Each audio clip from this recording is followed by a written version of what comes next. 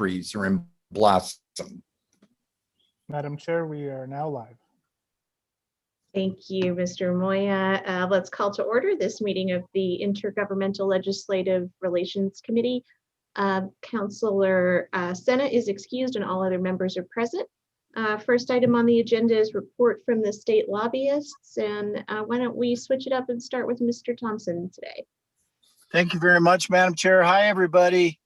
We've got 8 days left, I guess, if you include today.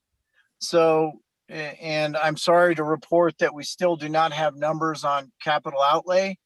It was scheduled for today, but they decided not to go forward. I think they're still having some technical problems upstairs in the assembly of the legislation. So I'm optimistic that I will have something to report to you by email on Monday. I can tell you this from watching Libya Naya, she calls them every hour, whether they want her to or not. And it's fun because she's got this shtick going with them she's a pest, but it's not pestilence. So, or she's a persistent pest or something, you know what I mean? She's great. So we're doing the best we can, and we hope to have numbers for you very, very soon. Thank you, Mr. Thompson and Ms. Anaya. Any questions for the capital side? Okay, seeing none, Mr. Jaramillo. Sure. I was writing down pest, but not pestilence, because I think that's a good life coaching technique. But so a big bill that is moving and that is, I think, will be on the Senate floor now is House Bill 4, which is the New Mexico Civil Rights Bill. From governmental perspective, I think it improved in judiciary. Senator Ivy Soto introduced a series of amendments that tightened up the language, specifically made it clear that attorney's fees are within the $2 million cap, that it's per occurrence, not per claim. That's important because it doesn't mean it means you can't stack claims within an occurrence, and also made it clear that it is prospective in application, which will eliminate any unnecessary litigation the city might have to have arguing over whether it applied to past conduct. The city continues to have a public safety package involving drag racing, chop shops, and things like that are moving nicely. Just moments ago, Senate Bill 285, which will alleviate the very difficult situation of law enforcement having to handcuff and put in the back of their police car folks that are being taken in for a mental health evaluation. They'll now be able to utilize EMTs and others.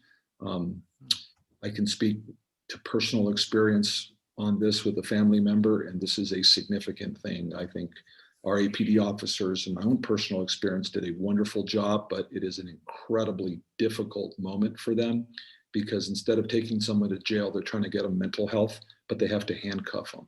So hopefully this will pass the House. I think it will. And that's a real positive thing for our law enforcement to let them get back to doing law enforcement. So good policy on that. Senate Bill 8, the air quality bill, just passed the Senate floor 23-15. It'll pass the House. It'll get signed.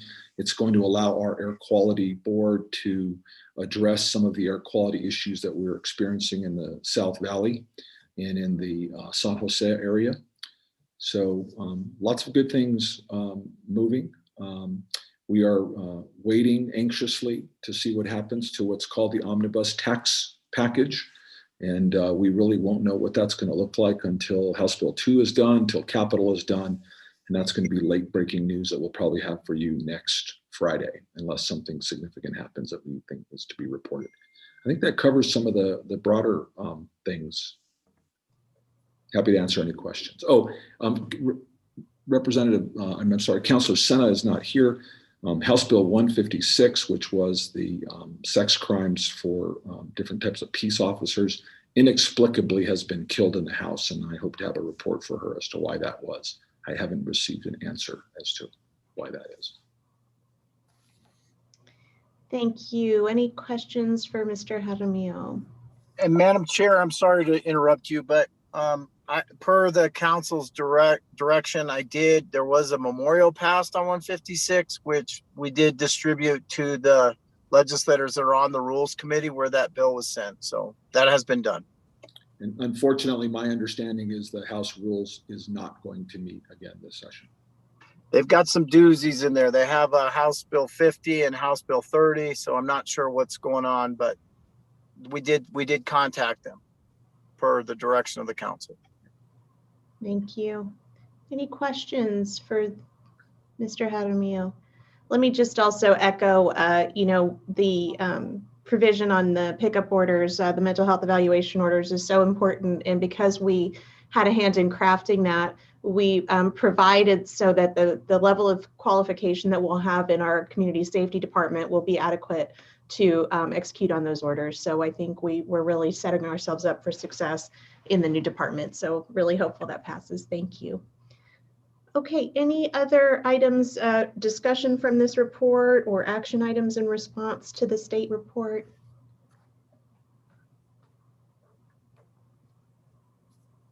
Okay, seeing none, we will say thank you to our state lobbyists and move on to our federal lobbyists and the federal funding project list. Mr. O'Donnell. Thank you, Madam Chairman. So what I plan to cover today is to talk a bit, just a summary of where we are with the COVID-19 coronavirus funding that was, became law this week. Talk a little bit about the appropriations for FY22 and related to the point you just made about the projects list, the city's federal program for 2021. So first, the city's final number that was arrived at this week by Treasury is 113 million, 0.52. So that's what the city will receive from this local coronavirus fund. The same process applies to the city getting this funding as it did with CARES. You have to, the appropriate city official has to certify to Treasury that the money will be spent according to the provisions in the bill, which I think you folks have done before. We've sent you copies of what those three requirements are, but happy to do that again if we need to do that.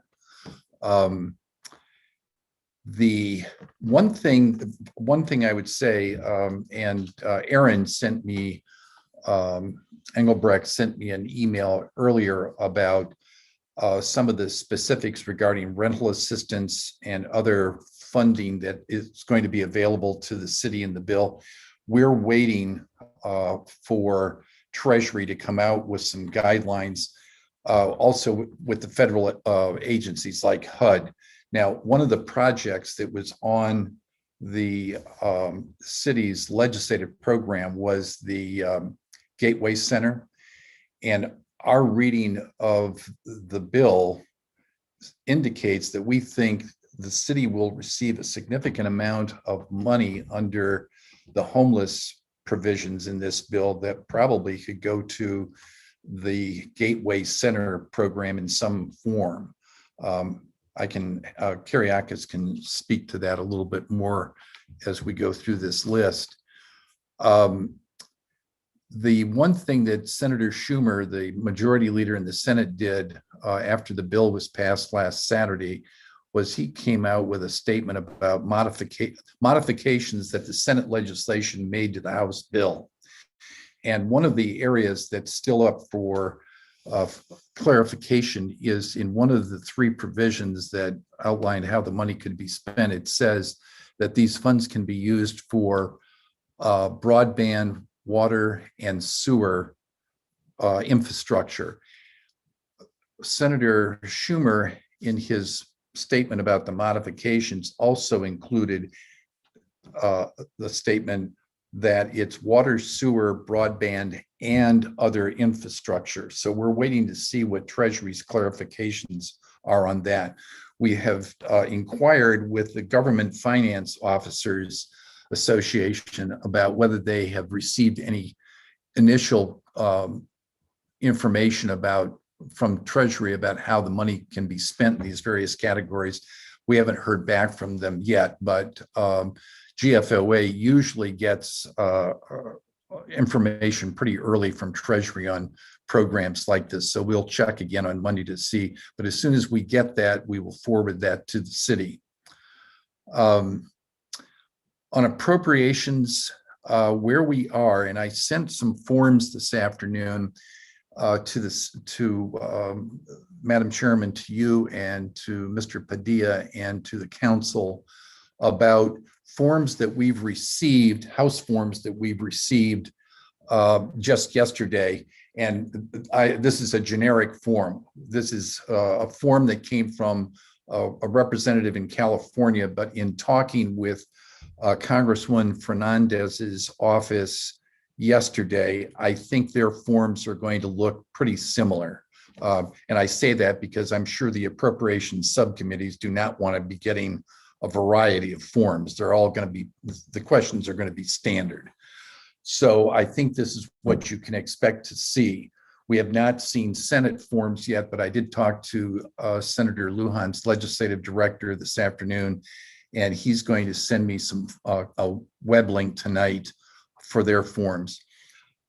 You will see, and this is really some significant information that is in the material that I did send, and there are 12 of these, or I think there are only 10 actually that Albuquerque would receive.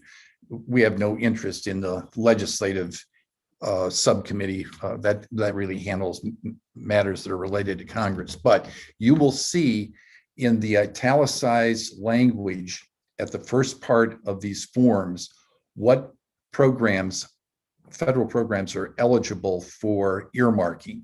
And it is a small number of programs, that federal programs that are they will be earmarking. So when Kyriakis and I received these yesterday, we started looking at the list and developing a matrix, which I will share with you the first of next week. But this means we will probably have to relook at the list of projects that we have. I don't think it's going to be make a major change to the list of projects, the ones that are eligible. But I will say, a little surprised to see that under the transportation, the airport improvement program discretionary fund is going to be earmarked. And that really means, I think, if the aviation department has a project at either one of the airports that would fit, that may be one that we ought to add to the appropriations request. I know Sunport was on there, and I think we moved it to a category of grant eligibility, but when we saw the airport improvement program on there as a possible, well, as an earmarked account, we thought maybe we need to look at that again. The other earmark that came up this week is the Transportation and Infrastructure Committee in the House. Congressman DeFazio, the chairman, has announced that he will take earmarks, project suggestions from members. So we have a form on that one, which we'll be sending to you. And we did have a conversation with Congresswoman Holland's chief of staff this week, Eric Werwa, where we confirmed again that their office, anything that we send to that office on earmarks, they will send over to the Senate. And I confirmed that with Graham Mason in Senator Lujan's office this afternoon, that they would be receiving those. So what and Eric was also talking to the House Appropriations Committee about the fact that they're going to be receiving some earmark requests, and I don't know, didn't clarify this with Eric, whether they would be sending those to the committee, and I think we'll confirm what Congressman Holland's office is going to be doing with those appropriations requests that we send to that office. Those are really, yeah, and I think the final thing is, I think we're getting to the point in conversations that Mr. Padilla and Mr. Manacucci, Mr. Pagonis and myself had this week. I believe next week we can probably, with this new information about earmarks, come to a pretty strong list of the projects that have been submitted, which one we may be able to advance on for an earmark with the members of the delegation. Kyriakis, did you want to add anything about the earmarking process? The only thing I would add is that the committee has set deadlines. So the subcommittees each have their own deadlines, but what we learned is that the first one is on the 14th and the last one is on the 16th. So those are the deadlines by the committees, and members typically request, projects back by, the 2 weeks before that. So it gives them time to kind of go through the information. But those are April dates that you were giving. April. Yeah. Sorry about that. And I think on the surface transportation earmark, that's highway and transit, we haven't seen something from the New Mexico, we haven't seen anything from Holland's office or Fernandez's office on this yet, but our expectation is that may be towards the end of this month. Kyriakis, did DeFazio set a deadline on that? The only deadline that I've seen is he has a April 16th members day where members will come before the committee and talk about projects in their districts and programs and policy priorities in their districts. But John, we did see other members, California in particular, who have set deadlines at the end of March. So I think we should probably plan to complete information and submit it by the end of March. Thank you. I think the way we would handle that, if the city had a project that it wanted to have considered, I think that would be a case of where we would have the city write to the chairman, Mr. DeFazio, and tell him that this is a project that we would like considered. We do not have a member of Congress in the first congressional district office at this time, but we would like consideration of this. So I think in the work that we do going forward over the next week, we can address this. There's a way to do that. And we flagged this for committee staff, but Eric Warwa also reached out to the staff director on TNI and let her know that there would be an opening in the seat, so that they're aware that the city won't have somebody to submit projects. So it's flagged for them.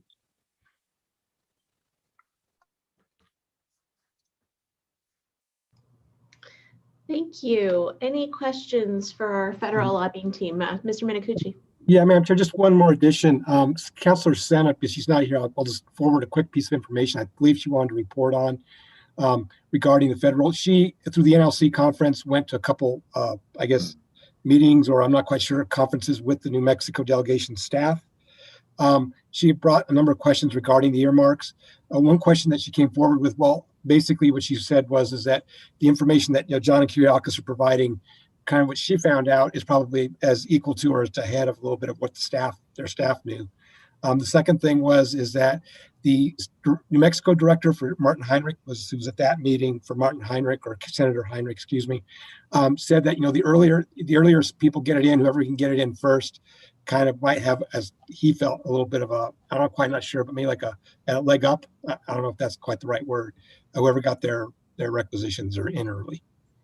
Just want to forward that for you. Thank you, Mr. Manacucci. Any other questions?